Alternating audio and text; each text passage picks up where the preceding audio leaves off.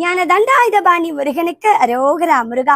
கந்தசஷ்டி திருவிழாவை முன்னிட்டு சூரசம்ஹாரத்தன்னைக்கும் சரி, திருக்கல்யாணம் நடக்கிற அன்னைக்கும் சரி, நம்ம பிள்ளை மயூரார்பிஸ்க்கு வந்து ஷாப்ல நீங்க வேல்மாறல் புக்கும் வாங்கிட்டு போலாம். கூடவே திருக்கல்யாணம் நடக்கிற அன்னைக்கு திருமாங்கலி சரடை வந்து கொடுக்கலான்னு சொல்லி பிளான் பண்ணியிருக்கேங்க.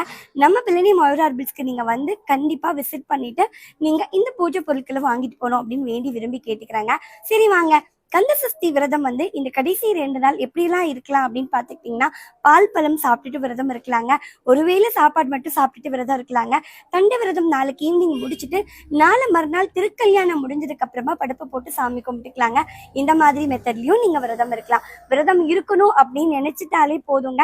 உங்களுக்கே தோணும், உங்களோட உடல் சூழ்நிலைக்கு தகுந்த மாதிரி நீங்க எப்படி விரதம் இருந்தா உங்களுக்கு திருப்தியா இருக்குமோ அந்த மாதிரி ஒரு உள் உணர்வு உங்களுக்கே தோணும்.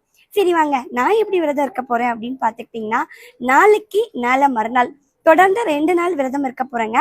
இந்த 2 நாளுமே வந்துட்டு பச்சை பட்னி விரதம். தண்ணி, இளநீர் இது 2 மட்டும் தான் குடிக்க போறேன். அது மட்டும் கிடையாதுங்க, மௌன விரதமும் சேர்த்து இருக்க போறேன்.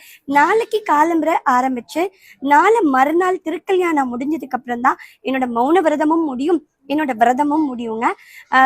எல்லா படையிலும், அதாவது பழனி ஆண்டவருக்கு திட்டத்திட்ட 6 படை வீடுகள் இருக்கு இல்லைங்களா? 6 படை வீடுகளையும் ஒரு சிறப்பு இருக்கு. அதே மாதிரி நம்ம பழனி ஆண்டவருடைய பழனி மலையிலும் ஒரு மிகப்பெரிய சிறப்பு இருக்கு. திருச்செந்தூர்ல சூரசம்ஹாரம் எந்த அளவுக்கு மிக சிறப்போ அதே மாதிரி நம்ம பழனியிலும் மிகவும் சிறப்பா கிரி வீதியில சூரசம்ஹாரம் நடைபெறுங்க.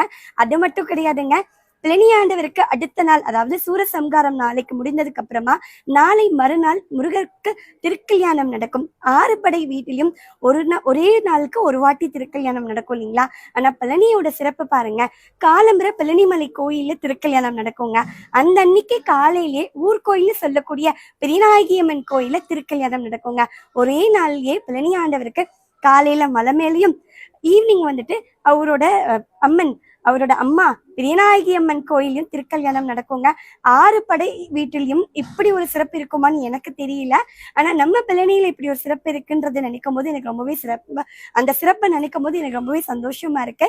நான் மேல மலை கோயில போய் திருக்கல்யாணம் பார்த்துட்டு கீழே சாயங்காலம் நடக்கக்கூடிய பெரியநாயகி அம்மன் கோயில நடக்கக்கூடிய திருக்கல்யாணமும் பார்த்து முடிச்சிட்டதுக்கு அப்புறம் தான் என்னோட விரதம் வந்து பூர்த்தி ஆகும். அப்பதான் நான் என்னோட விரதத்தை முடிக்க போகிறேன்.